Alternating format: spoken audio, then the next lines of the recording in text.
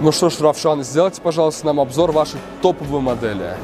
Да, вы правильно заметили, это наша на настоящий момент топовая модель.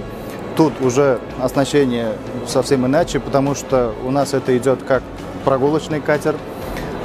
Мы предназначили производство данной модели для отелей, допустим, для Хазара, чтобы люди могли прийти, спокойно сесть, отдохнуть и